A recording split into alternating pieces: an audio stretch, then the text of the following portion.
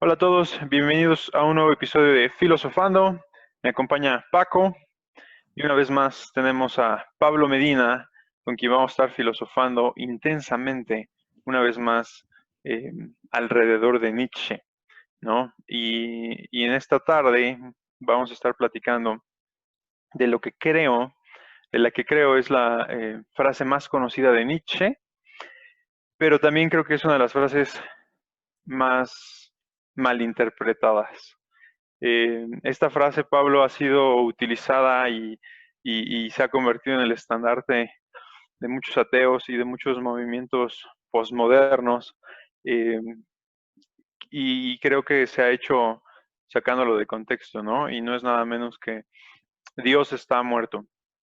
Entonces, es una frase muy controversial que por un lado se utiliza para darse cierto aire de intelectualidad y por el otro lado los creyentes muchas veces utilizan como pretexto para, para atacar algunos movimientos, ¿no? De hecho recuerdo por ahí en redes circula una especie de broma, un meme que dice Dios está muerto Nietzsche y después Nietzsche está muerto Dios.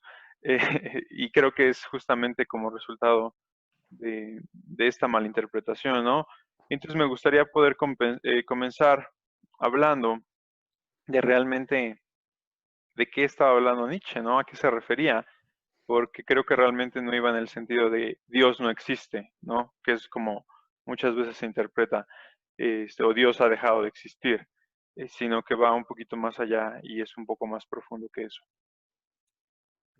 Claro, ¿no? Cuando uno habla de Nietzsche siempre uno se encuentra con profundidades tremendas y tienes razón. Lo que pasa con Nietzsche es que por el estilo en el cual escribía, este estilo aforístico, está lleno de frases incendiarias que de repente parecen demasiado categóricas, especialmente en el modo moderno que tenemos de hablar, donde cada cosa que decimos tiene que tener como 500 disclaimers y 2000 pies de nota, ¿no?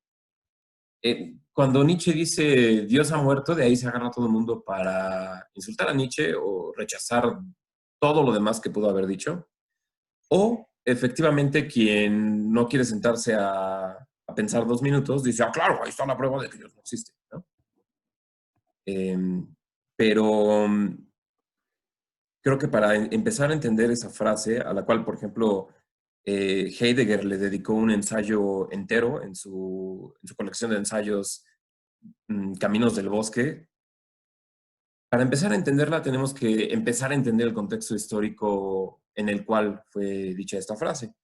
Y esta frase fue dicha durante la crisis del siglo XIX. ¿En qué consiste la crisis del siglo XIX?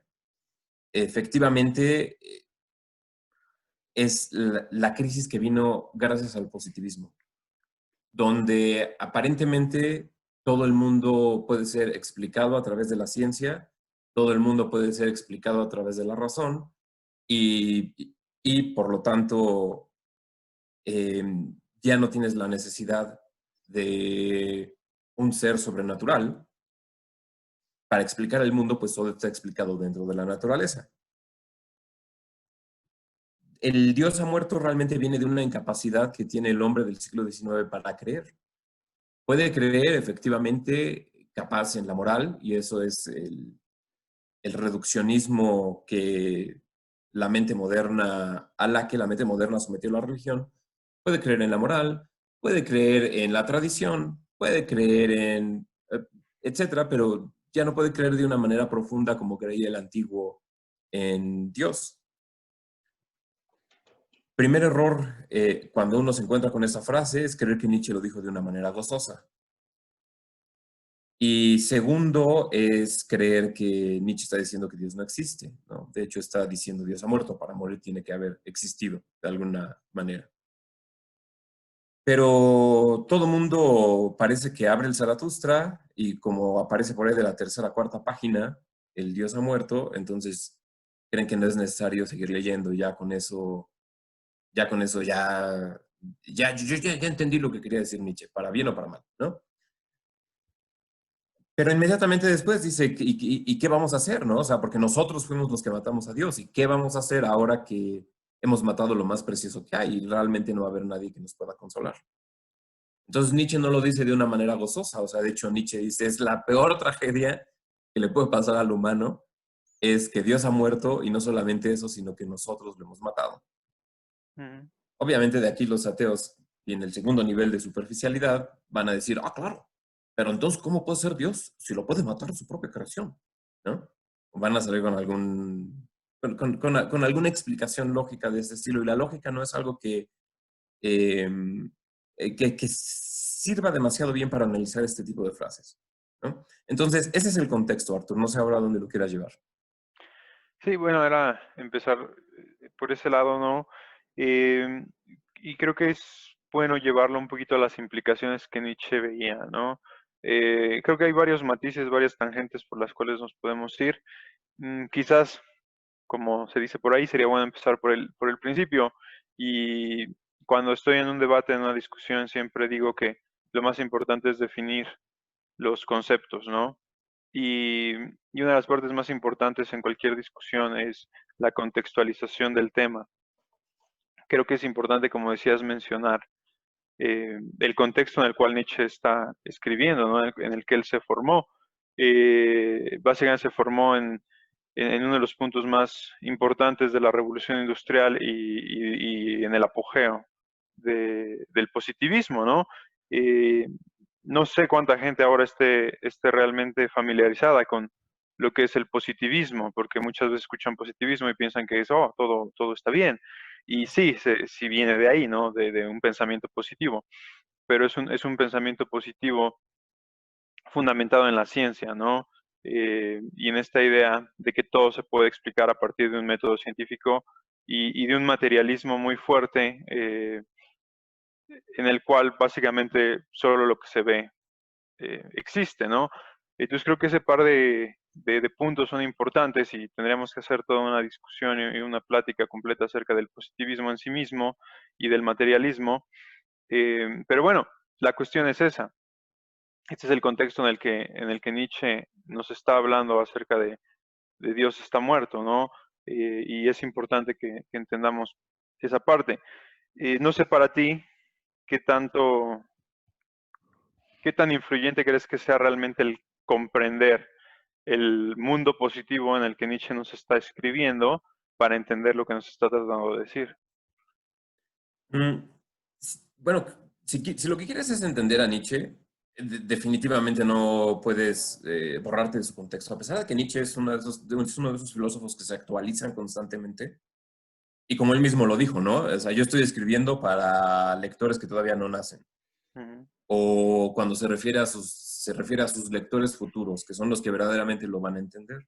ujú, Y obviamente, en su vanidad constante, todos los lectores en todas las épocas posteriores a Nietzsche dicen, ah, claro, estaba escribiendo para nosotros, ¿no? Lo cual, en cierta medida es cierto, pero en otra medida no es tan cierto.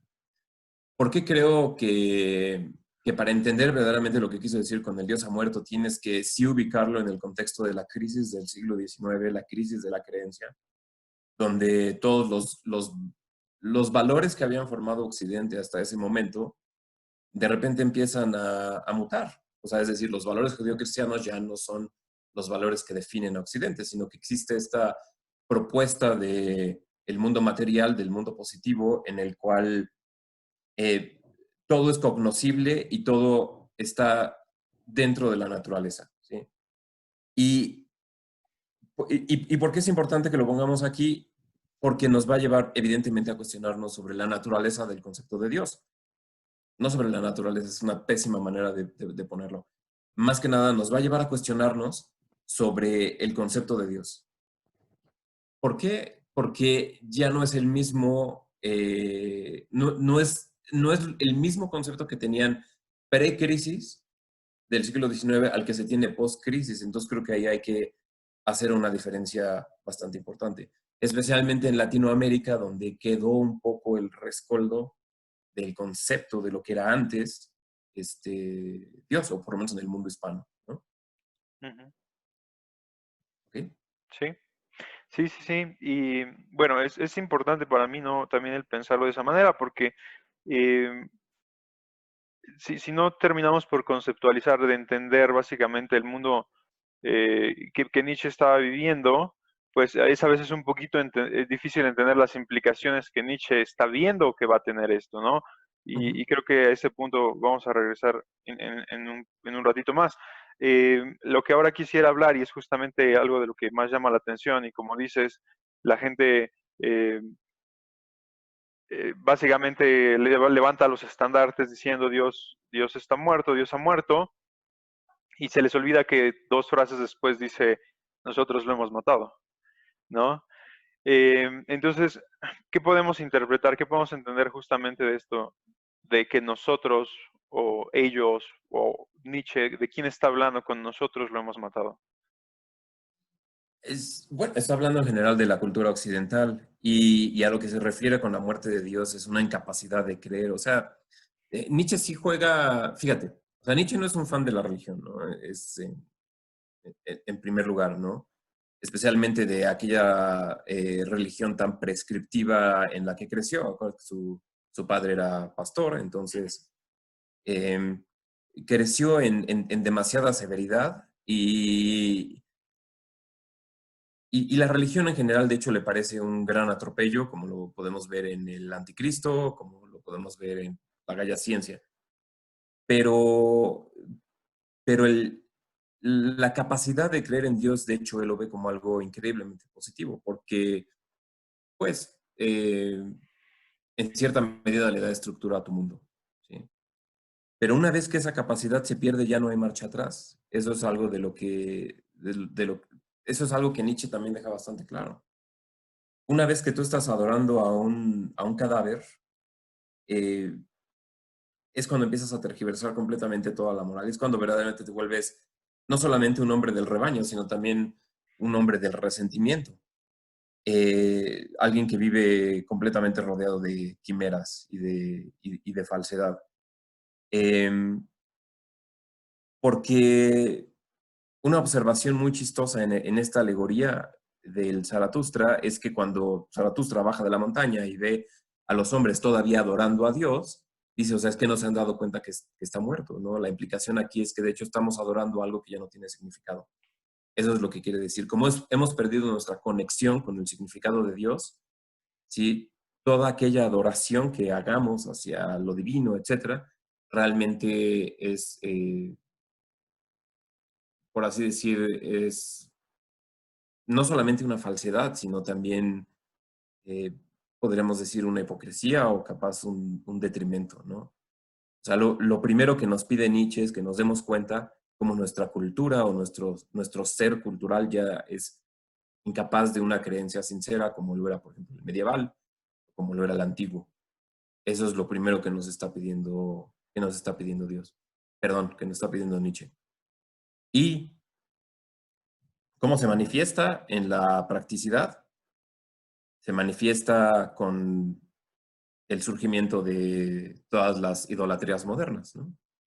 La más obvia es la ciencia, una muy relevante y que Nietzsche advirtió de ella es la adoración hacia la nación, y de ahí surgen un chorro de nacionalismos que si la historia del siglo XX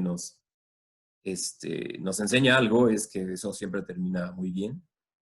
Eh, poner a la nación o a la bandera como si fuera una cuestión divina. Y migramos también a través de otro tipo de idolatría, que es la idolatría de la personalidad, Ujú. la idolatría de uno mismo, la idolatría de la propia familia o de la propia tribu. ¿Sí? Aquí capaz lo que hay que hacer, de lo que hay que hacer una distinción muy clara es que en cierta medida sí hay una tendencia muy clara del hombre a adorar algo divino.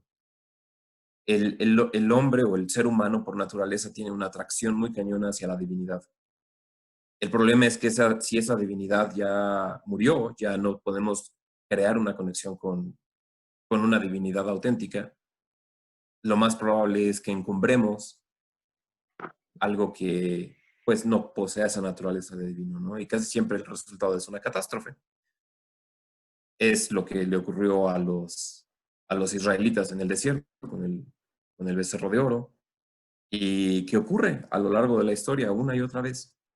Que tenemos esta necesidad para darle sentido al mundo de encumbrar algo al nivel de lo divino. Ujú. ¿Sí? Pero siempre hay que preguntarnos si es algo hecho por el hombre o si es algo que posee ser en sí mismo. Esa sería quizás la pregunta importante. Esa es la parte a la que creo que tenemos que llegar, ¿no? Em, Porque al Nietzsche realmente hablar de que Dios está muerto y de que nosotros lo hemos matado, creo que está dotando el carácter de Dios como, o la personalidad de Dios como algo importante, ¿no? Eh, y después hace una pregunta más o menos en las líneas de, básicamente, ¿quién va a sustituirlo ahora, no? Ujú. Y finalmente esa discusión termina llevándonos justamente a las nuevas idolatrías o los nuevos dioses. Pero antes de que demos el salto en esa dirección, creo que es importante empezar eh, a definir los matices, la importancia, ¿no? de la figura de Dios. No necesariamente desde el punto de vista religioso, sino incluso desde el punto de vista que Nietzsche le ve, ¿no? El valor que él ve, porque mucha gente ve a Nietzsche como casi como un ferviente ateo, ¿no? Y como si negara por completo la necesidad de Dios. Y creo que es una mala interpretación, una mala lectura de su discurso. Finalmente él está completamente en contra de la tradición, ¿no? De lo que se ha convertido la religión, pero sí encuentra el valor en la figura de Dios y por eso le frustra o se lee eh, cuando se lee correctamente, pienso yo, esta desesperación por, por ver que la figura de Dios está muriendo. Si no ha muerto, yo no diría que ha muerto, porque evidentemente eh, vemos manifestaciones culturales en todas partes aún hoy. Sin embargo, pues sí se le ha quitado ese lugar predominante, ¿no? Y creo que, no sé si estés tú de acuerdo con esto, pero creo que uno de los grandes valores y una de las grandes preocupaciones que Nietzsche refleja es que eh, lo que hablábamos anteriormente es que el mundo y la sociedad necesitan un código, un código de valores y una moral constante, porque en nuestra naturaleza somos inconstantes y lo que siempre buscamos es una estabilidad, algo a lo que podamos voltear a ver y nos sintamos seguros, ¿no? Y generalmente tratamos de construirlo a través de nosotros, pero como nosotros somos tan inconstantes, es difícil. Y entonces estos pasajes como Dios es mi fortaleza o Dios es mi roca, toman todo el sentido del mundo. ¿Por qué? Porque Dios es justamente la representación de esa constante en un mundo inconstante, ¿no? Y por Sí, eso recurrimos a ella y creo que es uno de los principales, una de las principales virtudes, ¿no? Del carácter de Dios. sí, pero fíjate, Arturo, aquí hay que ser bien cuidadoso y a lo que voy es a esto, mira, o sea, Nietzsche sí, o sea, definitivamente reconoce el papel de Dios, ¿no? En la vida humana. Y sí, definitivamente ve como una gran tragedia que las personas ya no puedan creer. Pero, pero él no creo que se sienta capacitado para hacer una defensa de Dios, ¿no? O sea, no creo que él pueda sentirse como un jesuita, como un soldado de Dios, ¿no? Ujú. Eh, o sea, lo que él está viendo, de hecho, es una imposibilidad. ¿De dónde viene esta imposibilidad? Esta imposibilidad viene de algo todavía más meta, por así decirlo, que es cuál es la concepción del mundo, en qué mundo te hallas. ¿Sí? Ese es el problema más grande, porque si nosotros tratamos de entender cuál es nuestra ontología, la ontología es decir, cuál es nuestra concepción de la realidad, qué es lo que es real, qué es lo que no es real, cómo está configurado el mundo en su manera más elemental, ¿sí? ¿Cuál es el concepto de mundo? Desde ahí vamos, ¿no? El problema es que el mundo que se creó gracias al siglo XIX, a la revolución industrial después del siglo XIX, es un mundo que no tiene lugar para Dios, ¿sí? Después ponemos algunas cosillas que les llamamos Dios, pero realmente ya no son Dios. Ese es el problema. Ujú. Heidegger diría que de hecho es un problema que empieza desde Platón. No estamos ni siquiera ya hablando no estamos ya ni siquiera hablando de un problema del siglo XIX, estamos hablando de un problema esencial de Occidente. ¿Por qué? Y creo que quien lo pone de una manera lo más fácil de entender es Robert Barron, que es creo que es obispo católico. Les recomiendo que vean sus videos si quieren entender conceptos religiosos de una manera bastante moderada y bastante bien articulada. El problema es este, ¿sí? El problema es que la concepción moderna ve a Dios, y tú mismo lo dijiste, inclusive con todo tu buen corazón de creyente. Tú dijiste, Dios es una representación, ¿sí? Eso estuvo en tus palabras hace unos instantes. Es algo que ya está tan embebido en nuestro modo de ver el mundo. El problema es esto, es que entendemos a Dios como un ser entre seres. Y por lo tanto, no puede existir ese Dios, ¿sí? Es el Dios que es susceptible de crítica lógica. Es el Dios que atacan los ateos, los nuevos ateos, por ejemplo, ¿no? Christopher Hitchens, todos estos monitos, ¿no? Y usualmente el Dios que es un ser entre otros seres, o sea, sí, el ser superior, pero un ser entre seres, es aquel que pues se puede comparar con un monstruo de espagueti, es aquel que esencialmente, como se puede definir dentro de límites concretos, siempre su infinitud está en cuestión, ¿sí? Es aquel Dios atacado por todos lados. ¿Por qué? Porque realmente el Dios auténtico de casi toda la historia de la humanidad es el ser en sí. ¿Sí? Como cuando Adán le pregunta, bueno, ¿y tú quién eres? Yo soy el que soy. ¿Sí? Yo soy el ser, ¿no? Ese es el entendimiento completo de Dios. Es este Dios inmanente, ¿sí? Que a nosotros ya nos cuesta demasiado trabajo entender. Y que sin embargo nuestra mente, nuestro espíritu, si así lo quieres llamar, tiene una sed inmensa de ese Dios. Pero el problema es que el mundo que hemos construido en torno a nuestra existencia no tiene lugar para ese Dios. ¿Sí? Ese es el problema. Sí, y justamente eso nos lleva al problema que Nietzsche preveía, ¿no? Cuando este Dios ya no tiene cabida en nuestra realidad, tiene que ser sustituido. Digo, porque finalmente, pues sí, eventualmente creo que tendremos que llevar una conversación acerca de la esencia y la existencia de Dios por sí mismo, ¿no? Pero es que eso Eh, es tan de filosofía de banqueta o pero de bueno, sí, no es filosofía ahora mismo, caguamera. Entonces, no es para ahora definitivamente, sí. sino a lo que voy es esto, es que Nietzsche justamente ve ese problema, dice, ya no hay en nuestra concepción, en nuestra cosmovisión a partir de este momento, el lugar para este Dios. Y como dices, nuestra, nuestra mente es incapaz y le cuesta mucho trabajo concebir esta idea, ¿no? Va más allá de lo que Así podamos es. entender. Y muchas veces eso también le da un poco sentido al no harás imágenes de lo que hay arriba en el cielo ni debajo en la tierra, porque precisamente somos incapaces de dimensionar de lo que estamos hablando, por lo tanto cualquier representación que hagamos es errónea. Pero bueno, este, Nietzsche básicamente nos dice, somos incapaces de concebir esta figura, este Dios en este nuevo mundo. Sin embargo, hay una parte intrínseca en nosotros como seres humanos que lo necesita. Y como no tiene cabida y no lo entendemos, pero lo necesitamos, vamos a tener que sustituirlo con algo.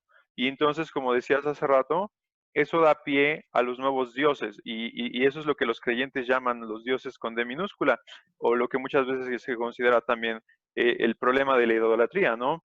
Y entonces hemos venido a idolatrar o a encumbrar como dioses, como decías hace rato, número uno, la economía y el dinero, ¿no? Si no tengo un Dios eh, omnisciente, omnipresente, que es en sí mismo y es más allá de lo que yo puedo comprender, necesito enfocarme en algo y entonces ese algo en el mundo capitalista en el que vivimos puede ser el dinero, ¿no? O como decías, corremos el riesgo de que sea la misma familia, o que sea nuestra nación, como a muchos les pasa, ¿no? Y entonces ahora es tu bandera y es esta falsa concepción, porque finalmente los nacionalismos pues son ideales que son construidos, ¿no? Finalmente. Eh, y, no, entonces creo que es algo de lo que Nietzsche nos advertía, porque él básicamente advertía los peligros de, de este ateísmo que él veía desbordarse en el futuro en Occidente, y finalmente que esto deriva en un problema hacia el nihilismo, ¿no? En el cual la última adoración eres tú mismo y es tu propio ser. Así es. Fíjate que es que el nihilismo es el destino del ateo racional. ¿Sí? La persona pensante, la persona culta, por así decirlo, que ha cultivado su razón, si no tiene Dios, eventualmente va a terminar en el nihilismo. Pero la persona, el problema más que nada es la persona no perfectamente racional, que de hecho es la mayoría. Y aquí es donde surgen todos estos falsos ídolos, todos estos dioses con D minúscula que tú dices. Y son increíblemente peligrosos porque, o sea, exigen sacrificios mucho más sanguinarios que los que jamás llegó a exigir vamos a decir, el dios de mi tribu, ¿no? Que exigió el sacrificio de Isaac, ¿no? Jamás va a exigir, ¿cómo te digo? O sea, el Dios de la gran religión o de la religión con R mayúscula rara vez exige sacrificios tan sanguinarios como aquellos que exigen los falsos ídolos, ¿no? O sea, creo que dos de los más obvios del siglo XX pues, son el nazismo y el comunismo, y tienes millones de cadáveres para demostrar los sedientos de sangre que están esos dioses. Y bueno, uno que apenas es un dios relativamente nuevo, pero que va en ascenso, que es el dios de la rectitud política y el dios de las sensibilidades, ¿no? Que va en ascenso y por lo menos en nuestros vecinos del norte ya empezó a cobrarse sus víctimas, ¿no? Eh, la propuesta de Nietzsche, y esto es muy interesante, porque creo que ya, ¿no? O sea, tenemos una necesidad de lo divino, pero sin embargo Dios ya está muerto, ¿no? Vamos a asumir que Nietzsche tiene razón, ¿no? Entonces él propone, bueno, ¿qué es lo que vamos a hacer? ¿No? ¿Cuál es el nuevo proyecto? Y aquí es donde justamente viene el superhombre, que es aquel que tiene la capacidad de construir su propia moral a través de su voluntad de poder, a través de etcétera, ¿no? Todos los conceptos que ahorita no creo que convenga entrar tan profundo en ellos. Una cosa que tenemos que tener en cuenta es que fue un proyecto fallido, ¿sí? Eso es otra, ese es el matiz trágico que tiene la historia de la filosofía de Nietzsche. Entonces es una que no podemos tomar, es un proyecto que suena muy bien, pero que no podemos tomar completamente en serio, que es la transvaloración de todos los valores. Es decir, recuperar en cierta medida aquella proyección de divinidad, pero imbuir la propia existencia de esa divinidad. Lo que Goethe llamaba llegar eventualmente a ver la divinidad en todas las cosas, pero hacerlo desde una fuerza interna, desde una fuerza personal. Y ese fue un proyecto fallido. Nietzsche no pudo, él no pudo y realmente nadie lo ha intentado a partir de él. Sí lo han intentado, pero caen en los narcisismos más obvios. ¿Sí?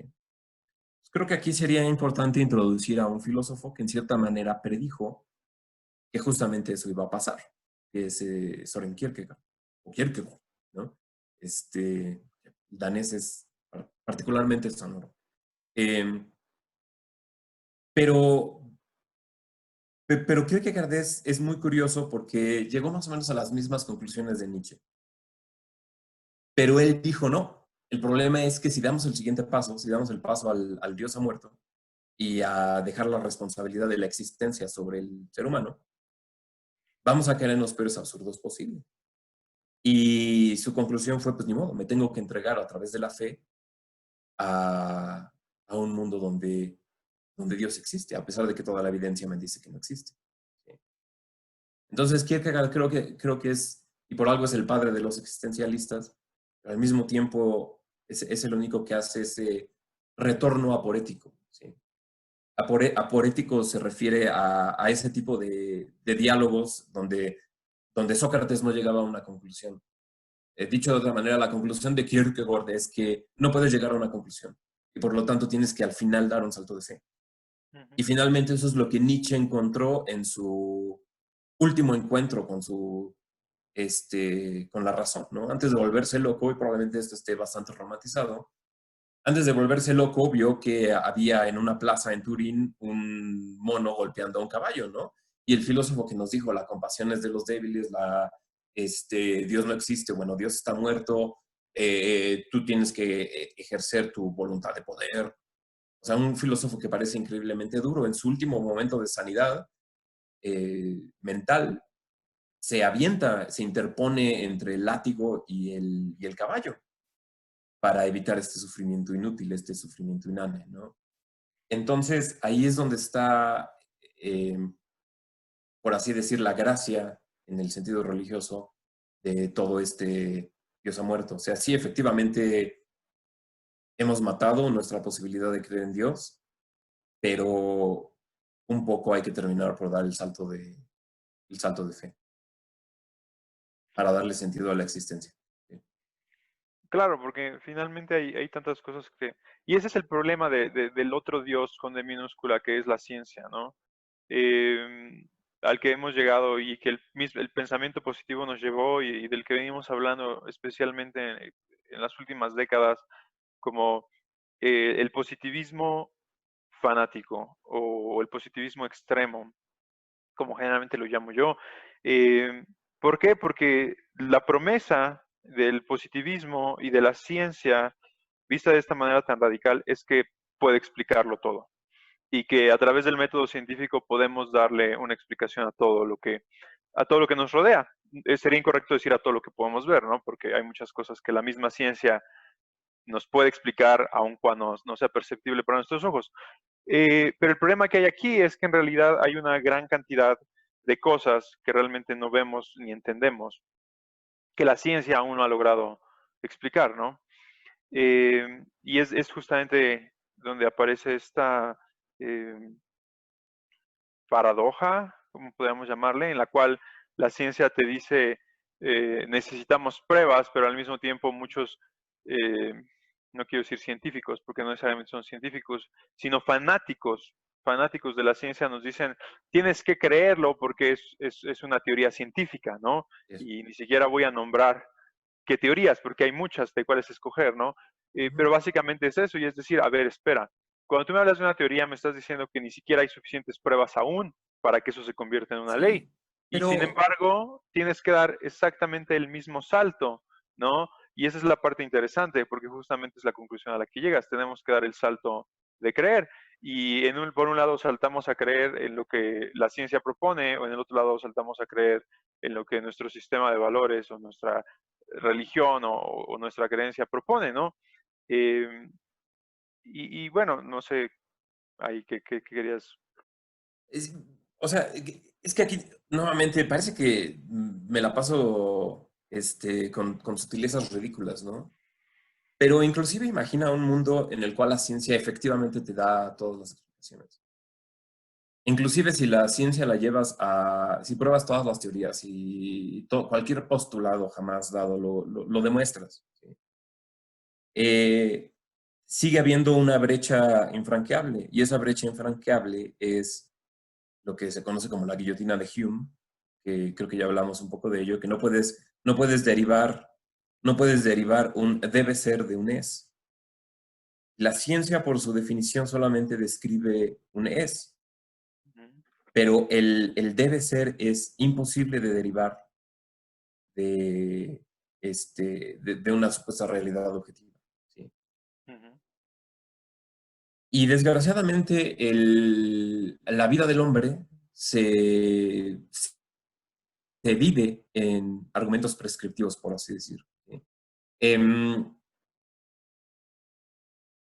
para lo que es la experiencia humana, que si el electrón está girando en una dirección o que está girando en otra, es esencialmente irrelevante. Para la experiencia de la vida humana es más relevante el debo matar a este vato que está escuchando cumbias, ¿no? O debo arrodillarme para expiar los pecados de mis antepasados blancos, ¿no? O debo, o estoy moralmente facultado a saquear un target porque estoy enojado, porque hubo una injusticia, ¿sí? O sea, la vida práctica del hombre se vive en argumentos prescriptivos. Y el problema es que la ciencia no puede derivarlos jamás. Y creer que sí es una falacia. De hecho, es el error de, ¿cómo se llama? De Sam Harris, ¿no? Y Sam Harris es increíblemente inteligente, pero cae en este problema, ¿no? Porque todo lo que él quiere hacer es derivar la moral a través, digo, desde la evolución. ¿Por qué lo hace? Porque efectivamente tiene la necesidad de que exista una moral, ¿sí? O sea, un perfecto naturalista, un perfecto científico te diría, pues a mí me vale que eso la moral. No necesito explicarla. Es un fenómeno que no tiene ningún interés para mí, porque escapa justamente a aquello que es objetivo, ¿sí? Pero Sam Harris, al tener esta necesidad y no poder aceptar la existencia de Dios en su concepción del mundo, entonces se ve obligado a hacer los malabares lógicos más increíbles para contradecir a la guillotina de Hume, ¿sí? Ahora, otro punto que me gustaría tocar es sobre la necesidad de la divinidad, y creo que alguien que lo ha tratado de una manera increíblemente buena es Jonathan Haidt. Y lo describe de una manera bastante increíble, ¿no? Porque la idea más o menos es que el mundo está compuesto de objetos opacos y objetos brillantes. Y aquellos objetos brillantes son aquellos que están imbuidos en cierta manera de la divinidad. Es aquello a lo cual por algún extraño motivo nos congregamos nosotros. Es una dimensión que tiene la realidad de las cosas, que crea una cierta afinidad con el espíritu o con la experiencia humana. El problema cuando nosotros reducimos el mundo a una idolatría, especialmente las idolatrías de la objetividad, especialmente todas las idolatrías derivadas de la ciencia, como puede ser la ciencia política, la ciencia económica, ¿no? Y los ejemplos más aberrantes de todos, pues evidentemente son todos los socialismos, ¿no? En general todos los sismos del siglo XX van por ese lado. El problema es que opacamos por completo toda la luz que existe en aquellos objetos, ¿sí? Y por lo tanto estamos viviendo en una realidad no solamente sin sentido, y ahí surge una vez más el problema del nihilismo, sino que también estamos operando en una realidad donde solamente valores absolutos y valores falsamente absolutos son los que nos permiten hacer un juicio moral. Y por eso puedes llegar a el tipo de argumentos prescriptivos, supuestamente a través de un argumento objetivo, que te facultan a calificar como moral el matar a 100 millones de personas, porque es injusto si no lo haces, ¿no? Que es el típico argumento del socialista, ¿no? O sea, es que hay injusticia en el mundo, ok, pues ¿qué hacemos? Hay que matar a 100 millones de personas, ¿no? Obviamente no lo hacen así, ok, hay injusticia en el mundo, B es matar a 100 millones de personas. Pero curiosamente siempre llegan a ello, ¿sí? A través de vericuetos de su argumentación, siempre terminan llegando a lo mismo, ¿sí? Entonces dicen, ¿hay injusticia en el mundo? Algo que podemos ver cuasi objetivamente, y terminan diciendo, por lo tanto, hay que matar a 100 millones de personas, ¿sí? O voy a sacrificar a quien sea con tal de, ¿sí? Ahora es algo muy curioso porque la religión moderna o aquel creyente moderno, si no se cuida justamente de esas distinciones, es decir, si no ha leído a su Nietzsche y ha tratado de entenderlo sin prejuicios, ¿sí? El problema es que la religión te puede hacer caer en el mismo tipo de paraje completamente opaco donde no hay objetos divinos.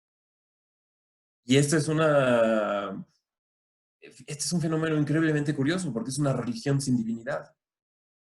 Es aquel que está demasiado centrado en el rito, demasiado centrado en la tradición, demasiado centrado en el que, pues es que así ha sido siempre y así va a seguir siendo, ¿no? Y nunca explora su propio corazón para darse cuenta que en el mundo que hay a su alrededor no hay más que dioses muertos o dioses falsos.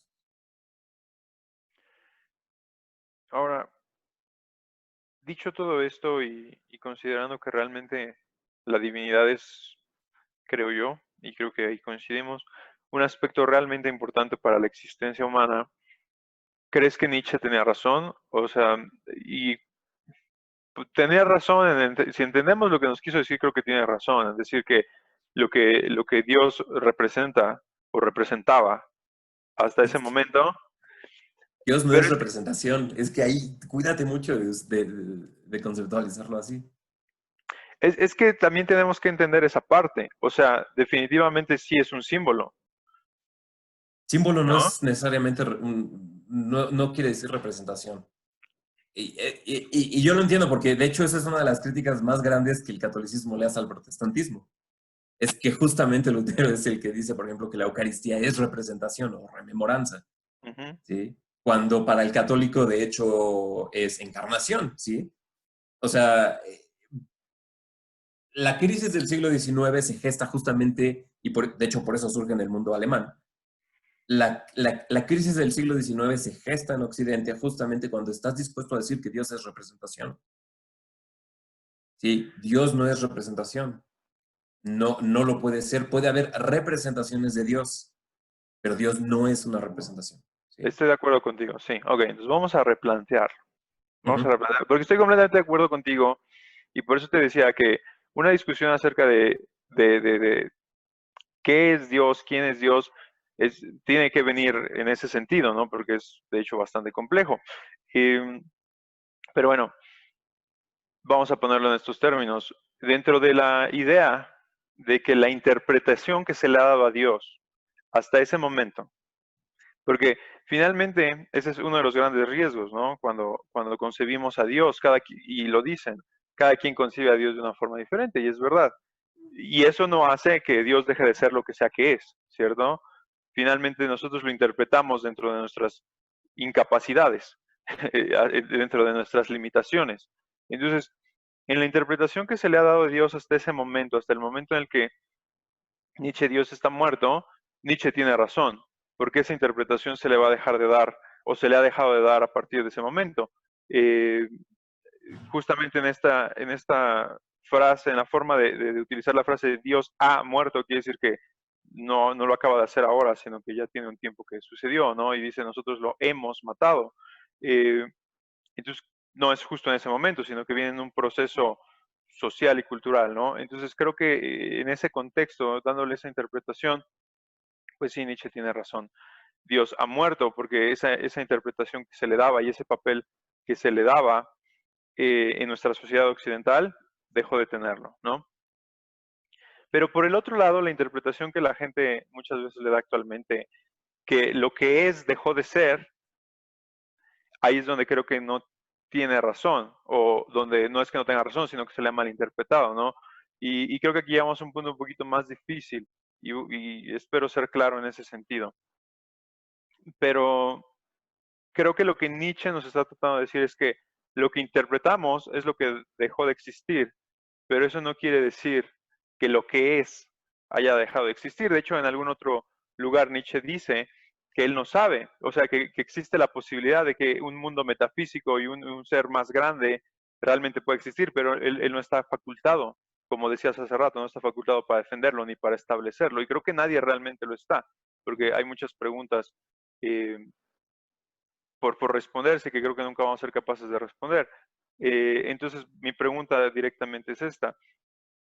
¿Crees que Dios, en ambos sentidos, realmente está muerto? Porque finalmente Kierkegaard, como lo decías, llega a la conclusión de que necesitamos un mundo que le vuelva a dar ese valor o que vuelva a creer de esa manera, más allá de la cosmovisión que ahora tenemos. Yo- lo que pasa es que creo que aquí estamos tratando de explicar metafísicamente algo que no necesariamente pretendía ser metafísico, ¿sí? Especialmente que no pretendía ser óntico como el Dios ha muerto, ¿no? Y, y pues aquí tengo que confesar que, bueno, una, no tengo la respuesta y dos, lo que te puedo decir es que sí, efectivamente, para la experiencia humana, Dios está muerto. aunque seas la persona más piadosa. Y esa es la gran tragedia de la vida, ¿sí? O por lo menos de mi vida, de mi propia experiencia humana, es esa. O sea, es el deseo de mi naturaleza más profunda de acercarme a la divinidad, pero es una divinidad que está completamente cerrada.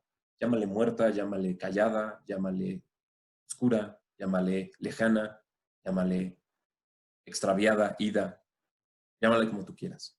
¿Sí? Evidentemente hay atisbos y hay fenómenos en la vida humana los cuales te pueden llevar y acercarte un poco más hacia esa divinidad. Uno de los más obvios es el arte, que es lo que los románticos llamaban la experiencia de lo sublime, que puede venir en la naturaleza o estaba escuchando hace rato a Mahler y de repente dije, sabes que Dios habla a través de esto, ¿no? Pero sí o no, no sé, ¿no? O sea, creo que el problema es ese. El problema es que para nuestra experiencia humana en el punto en el que estamos, definitivamente no hay un Dios. Y esa es la gran tragedia. Eh, Puede haber atisbos, pero nunca va a ser el Dios comunal que solían tener los griegos o que tenían los medievales, donde ese Dios se infundía en todos los aspectos de la vida. Inclusive los protestantes que ponen un énfasis tan cañón en la comunidad, más creo que los católicos, inclusive que los judíos, ya no pueden crear ya tienen la incapacidad de crear esa verdadera comunidad de Dios. ¿Sí? Creo que alguien que lo entiende de una manera muy bien es Thomas Merton. Eh, es pues sí, si pueden leer su historia, es bastante, bastante interesante. Era un eh, ateo medio comunista que creció un poquito, tuvo un poco de educación en protestantismo y de repente un día tuvo una epifanía y su epifanía justamente fue que veía la divinidad en todas las personas y decidió volverse monje de clausura. O sea, sí hay gente que todavía puede a veces tener este tipo de conexiones. Hoy en día está de moda pensar que lo puedes hacer a través de la ayahuasca o de los alucinógenos, ¿no? O sea, aquellos que nuevamente tratan de entender a la divinidad como un fenómeno bioquímico o como un fenómeno dentro de la naturaleza, les encanta, ¿no? Y entre ellos están los Tim Ferriss y los Sam Harris y todos estos, o sea, son personas sumamente inteligentes, ¿no? Y sin embargo fallan en ver lo que para Nietzsche era bastante, bastante evidente. Entonces es una tragedia, o sea, ya en resumen, para no extenderme demasiado, creo que la tragedia de la existencia de nuestras generaciones es que tenemos sed de Dios, pero ese Dios ya no es accesible. Tendríamos que desnudarnos de tantas cosas que forman nuestro ser para poder encontrarlo de nuevo, que me parece que es casi imposible. Y creo que quienes lo han intentado siempre terminan enfrentándose a una pared o se murieron y no nos enteramos de ellos, ¿no? O sea, Thomas Merton es uno de ellos. Tenemos por ejemplo, este chavo, ¿no? Del que hicieron la película Into the Wild, que se fue a Alaska y acabó muriéndose, ¿no? Y él también tenía estas cogitaciones sobre la posibilidad de lo divino. Entonces, ese es el problema verdadero, Arthur. Creo que el problema verdadero es que la experiencia de la divinidad es increíblemente difícil para nosotros. Tenemos unas barreras tan cañonas y quitarnos de ellas, o sea, prácticamente tendremos que volver a nacer para poder quitárnoslas.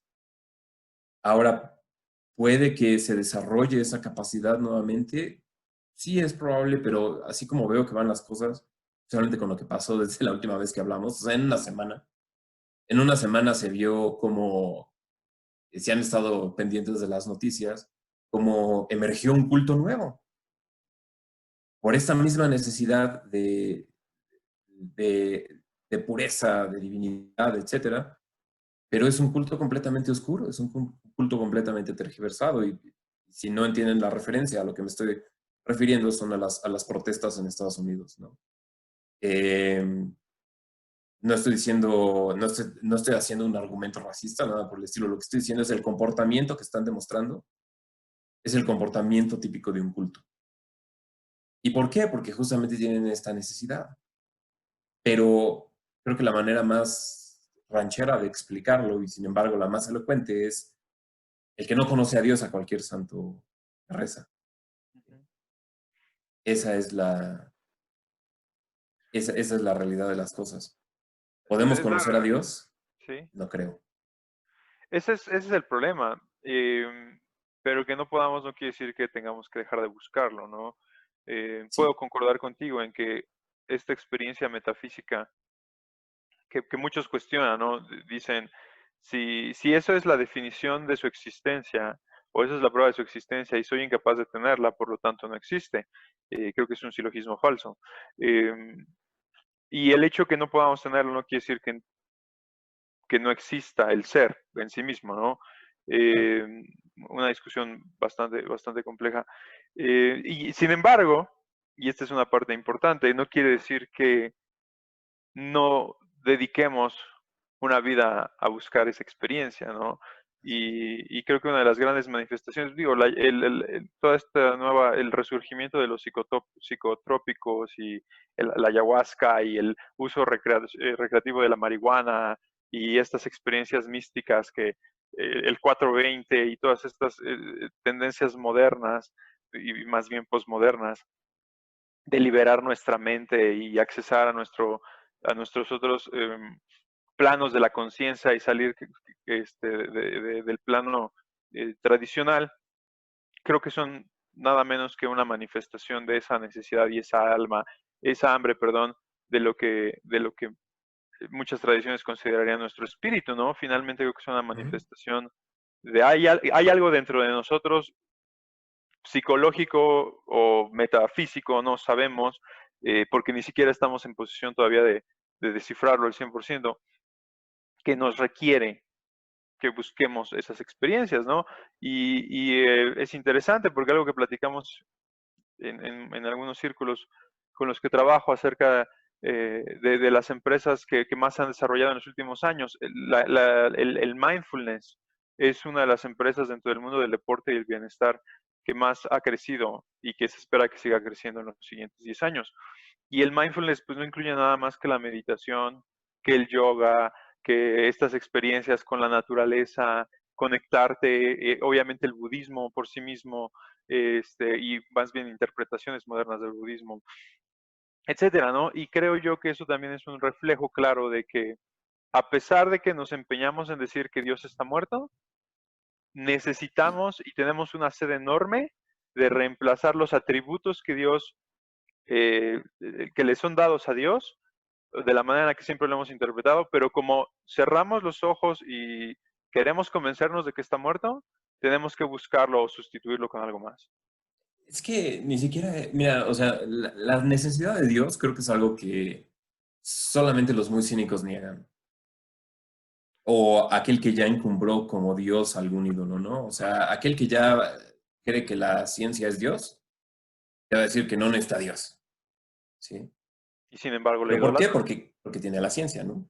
Este, pero, pero creo que cualquier persona que, yo obviamente no he estado en la cabeza de todas las personas, ¿no? Pero efectivamente tenemos una necesidad y una gran sed de Dios. Creo que esto no es demasiado controversial, ¿no? Eh, pero sin embargo, creo que el error más controversial es que tratamos de buscar a Dios en la naturaleza. Probablemente si algo puede definir la gran locura de nuestras generaciones o la gran locura de nuestra época es que tratamos de equiparar naturaleza con Dios y no es lo mismo, ¿sí? Creo que ese es quizás el error más grande y efectivamente por esto surgen como, o hay tanta afinidad por el New Age y por todas estas cuestiones que tratan de encontrar interpretaciones escondidas dentro del mundo natural y estas personas que se van y ahora es que en el espíritu del bosque siento no sé qué, ¿no? Lo puedes ver cómo resurgen cierto tipo de religiones como los Wiccans y todos estos estas religiones del mundo natural, ¿no? El neopaganismo. El neopaganismo, efectivamente, ¿no? Pero de una manera un poco más chistosa, creo que son todos los New Age, ¿no? Y aquellos que, eh, híjoles, es que aquí es una cuestión bien rara, ¿no? Porque es esta metafísica, ¿no? Y te dicen, no, no, no, es que a ti te gusta la metafísica. Yo digo, sí, claro, me gusta Aristóteles. No, no, no, es que yo conozco los ángeles y tienen los nombres de los ángeles. Y a ver, deja escribir en mi enneagrama y no sé qué tanto, ¿no? Entonces, por ejemplo, tenemos que también ver que todas estas personas que creen en el mundo sobrenatural, usualmente creen en el mundo sobrenatural como un departamento del mundo natural. No sé si se entienda mi analogía. O sea, es tanta nuestra incapacidad de acceder a lo divino que inclusive cuando lo fabricamos y le ponemos el nombre de que el ángel y el espíritu de no sé qué y bla, bla, bla, es un espíritu que vive dentro de la naturaleza. Inclusive hasta para lo sobrenatural somos súper chafas. ¿Sí? Ya no tenemos esa capacidad que sí tenían los antiguos de hacer una separación clara entre lo divino y lo secular. Claro, se me va el nombre ahora mismo, pero es esta idea en la cual nosotros únicamente podemos manifestar aquellas cosas en las que creemos o en las que pensamos dentro de los términos que, que ya tenemos, ¿no? Y entonces creo que nuestra cosmovisión se ha limitado tanto en los últimos 100 años que no podemos ver más allá de lo que ya conocemos, ¿no? Y a veces presento este concepto en clases con mis alumnos y les cuesta trabajo un poquito entender a lo que me refiero, porque es un poco redundante el concepto, pero básicamente lo que estoy tratando de decir es que dentro de esta concepción somos capaces de imaginarnos cosas que no existen o que no hemos visto más bien, pero siempre vamos a tener que expresarlas en el lenguaje que ya conocemos. Tenemos que darle un nombre y una descripción y luego solo lo vamos a poder hacer a través de cosas que ya conocemos. Y el problema que veo y que discuto constantemente en clase es entre menos o entre más pequeño es nuestro vocabulario y entre más pequeño es nuestra visión del mundo, es más difícil salir de esos Claro, parámetros, ¿no? claro, claro. Y en los últimos, no sé, vamos a decir 50 años, quizás un poco más, nuestra visión de lo que hay más allá de lo que podemos ver es mucho más limitada.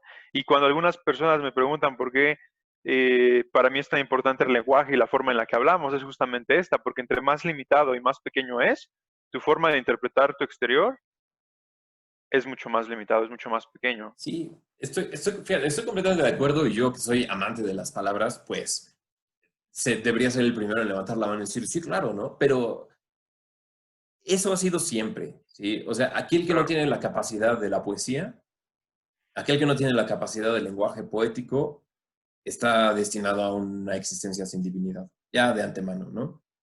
Y por eso, evidentemente, para quien no tiene la capacidad poética, pues todo lo que son las escrituras parecen la cosa más absurda del mundo.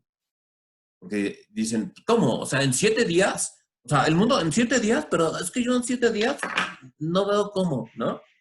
O sea, las interpretaciones, los literalismos bíblicos, lo que están reflejando de una manera, o sea, lo que está ocurriendo en el espíritu de esa persona es que ha perdido su capacidad de la poesía. Como ha perdido su capacidad de la poesía y del lenguaje, pues todo lo quiere interpretar de una manera literal y eso le cierra completamente las puertas a la divinidad.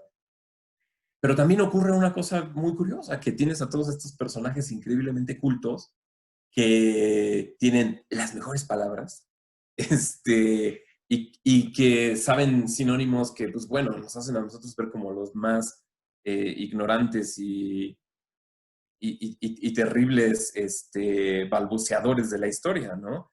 O sea, piensa nada más en Sam Harris, o sea, ese cuate es ridículamente elocuente. Y sin embargo, su pensamiento sufre de esta superficialidad. ¿Qué quiero decir con esta capacidad? O más bien dicho, ¿a qué es a lo que voy? que la función poética, la dimensión poética de las palabras no quiere decir cuántas palabras sepas o de qué 20 modos distintos puedas describir un árbol, sino tiene que ver en las dimensiones de significado que las palabras puedan tener para ti. Ujú. ¿Cuáles son estos diferentes niveles de significado? Son increíblemente, no voy a decir complejos, porque de hecho son muy intuitivos, ¿no? Evidentemente está el nivel representativo, que a mí me parece uno de los más superficiales. Es en el que está basado toda la lingüística saussuriana. Pero también existe un nivel poético, que es probablemente el de los más altos. Existe un nivel simbólico, que es todavía más alto. Símbolo no es representación, eso es a lo que o sea, es difícil para nosotros entenderlos, pero símbolo no es representación. Y ojalá algún día dediquemos un podcast completo al fenómeno de los símbolos, ¿sí? Y finalmente es por eso que las mismas palabras pueden ser completamente vacías o pueden ser una plegaria que te acerca a la divinidad, ¿sí? Y a pesar de que técnicamente son las mismas palabras, fenomenológicamente son completamente diferentes. Ujú. Entonces, de acuerdo con eso, Arturo. O sea, mira, aquí la bronca que yo veo es esta, es que, o sea, siento que sí tenemos una barrera muy cañona para la divinidad. No creo que se dispute que tenemos necesidad de divinidad. Creo que lo mejor que podemos hacer, sinceramente, sería en el peor de los casos, en el mejor de los casos, es darnos cuenta de la tendencia hacia el comportamiento religioso que tenemos y simplemente mantenernos con una sana duda de que cada que algo ya, es que esto es ya, esto es lo que define mi vida, esto es lo que es más importante. Inmediatamente digamos, pues lo más probable es que sea nuestro ser que tiende hacia la divinidad, tratando de agarrarse a algo que parece importante, pero probablemente no lo sea, ¿no? Ujú. Esa es la, eso, ese es probablemente ese sea mi gran pesimismo, ¿sí? Mi gran pesimismo es no creo que seamos capaces de algo mejor que ello. Y obviamente pues se mantiene el deseo, se mantiene la esperanza de que efectivamente algún día lo seamos. No Sí. basta con que, ¿sabes? O sea, no basta con que yo lo logre en mi montaña, ¿sí? Y aquí voy a regresar a Michi. No basta con que tú te vayas a tu montaña y logres mindfulness perfecta y logres tu divinidad y demás. Por eso todos los zoroastros, todos los zaratustras, todos los budas de la historia, todos los Jesucristos, bajan de la montaña, regresan del desierto, etc. Todos tienen que regresar a crear la comunidad de Dios, pero pues hoy en día no veo que exista esa posibilidad. Sí, creo que podemos llegar más o menos a una conclusión razonable, ¿no? Y fíjate que así como eres muy cuidadoso con algunas palabras, yo soy muy cuidadoso con utilizar lógica, porque la gente muchas veces malinterpreta. Vamos a llegar a una conclusión lógica, ¿no? No. Un día hablaremos de lógica. No, una conclusión más o menos razonable, más o menos racional más bien, ¿no? De lo que Nietzsche quiso decir es básicamente esto, que sí, que Dios y la forma en la que se le veía, los atributos que se le daban, dejaron de existir y ahora somos, hoy vamos a ser incapaces de regresar a ello. Y no y que no es lo mismo que decir que Dios no existe. Creo que podemos estar de acuerdo en eso. Sí, Ok, perfecto.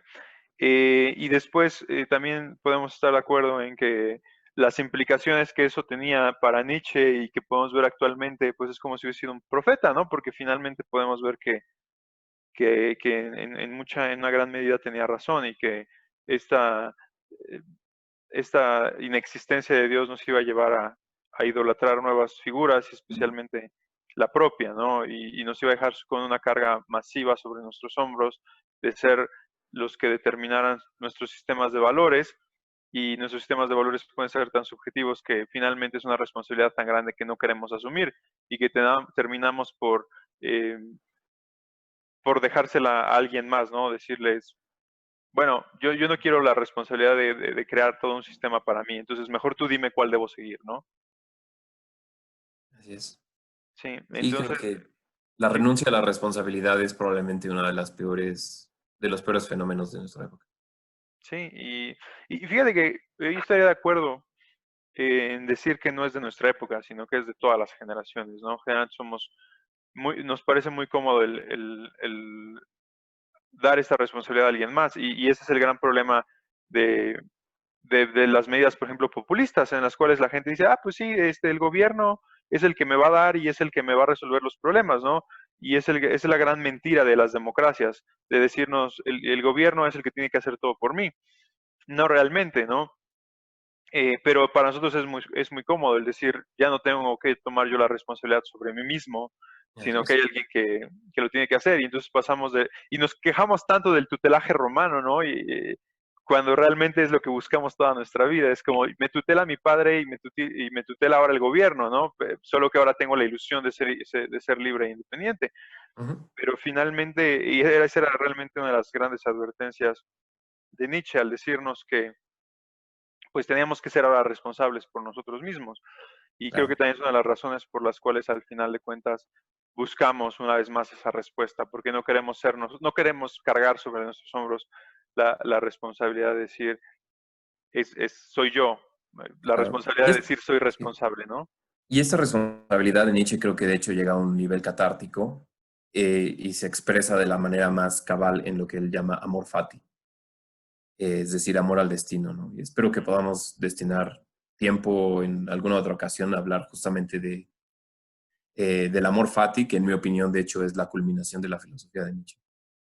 Claro, definitivamente. Y bueno, ese es, creo que a grandes rasgos, a menos que tú quisieras añadir algo más, Pablo, Yo nuestra creo que breve y sucinta conclusión de lo que Nietzsche nos quiso decir y las implicaciones que eso puede o tiene actualmente en nuestras vidas, ¿no? Yo creo que tenemos que, más que nada, checar con Paco y que nos diga si algo quedó ridículamente oscuro para que podamos hacer alguna clarificación o si tiene alguna pregunta o quiere añadir algo más. Algo ridículamente oscuro. Toda la Mm, conversación. sí, es difícil, no lo sé, no, realmente no. No creo que pueda tener una pregunta concreta ahora mismo.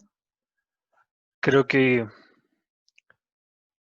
pues para empezar, que este no va a ser un podcast para cualquiera, o que si alguien, cualquiera, y yo me incluyo dentro del concepto de cualquiera, lo escucha, no va a poder entenderlo completamente. Y pues no, no tengo nada más que decir, nada más que preguntar. Creo que habrá que darle un poco más de vueltas, si es que la intención es clarificarlo o, Y sí, o yo creo que dejarlo deberíamos como hacer el está. intento de clarificar. Quizás no hoy, pero probablemente como un adendo. No Ujú. creo que estaría mal justamente intentar clarificar algunos de los conceptos, o no sé si se puede hacer a través de un blog o a través de comentario grabado o algo por el estilo, para justamente para evitar, ¿no? Que se vaya una conversación entera, que ahora sí salieron un chorro de cosas increíblemente valiosas y curiosas, y que se vayan incomprendidas sería un poco una tragedia, ¿no, Artur? Definitivamente. La intención final de todas estas conversaciones no es el desahogo de nuestras inquietudes filosóficas directamente, Pablo y mías, ¿no? Ujú. Sino un poco la intención de abrir este tipo de temas que son un poquito complejos a veces para la mayoría de la gente o que simplemente no se tocan y ponerlos en términos un tanto más entendibles, un tanto más pop, si me preguntan a mí. Ujú. Eh, y sí, es interesante y es importante clarificar que nuestra intención es esa, que podamos generar esta interacción y que las personas que nos están escuchando puedan entenderlo un poquito mejor. Entonces, definitivamente, creo que dejamos dos canales abiertos. Número uno, hagan comentarios, hagan preguntas, contradíganos, lo que crean necesario en la sección de los comentarios, platiquen con nosotros y ya sea que grabemos un nuevo episodio hablando de eso, tratando de ser un poquito más un poquito menos oscuros quizás. Y por el otro lado, creo que no estaría de más considerar próximamente un live en el cual ya no seamos nosotros diciendo lo que queremos decir o lo que estamos meditando, sino tratando de hablar uno a uno con la gente, ¿no? Entonces, pues creo que Paco se queda un poquito la tarea de meditar en esto y venir con preguntas para que podamos responderlas y dejar esto un poquito más claro. Y dos, pues abrir estos espacios para que quienes nos estén escuchando puedan preguntar o puedan comentar, ¿no? Más que una pregunta de lo que tengo es un comentario, pues háganlo, ¿no? Y por favor no sean esa persona en una sección de preguntas y respuestas. Pero bueno, entonces con eso estamos cerrando nuestro episodio de hoy. Muchas gracias, Paco. Los fans claman por ti y quieren que hables, pero creo que esta vez será la siguiente ocasión. Será la siguiente, amigos. Gracias por este espacio en primera fila de visita 0.0 al episodio de hoy. Primer, Y, primer comentario, primer like, primer todo, aunque no va a estar ahí visible. y bueno, Pablo, una vez muchas gracias. Como siempre es un gusto. Hemos recibido muy buenos comentarios de tus intervenciones, entonces siempre es un gusto Mientras, tenerte. gracias. Y bueno, hoy nos vamos con varios temas más para programar en futuras pláticas. Estoy seguro que nos estamos viendo pronto. Gracias a todos. Nos vemos en el siguiente episodio de Filosofando. Síganos en redes. Adiós.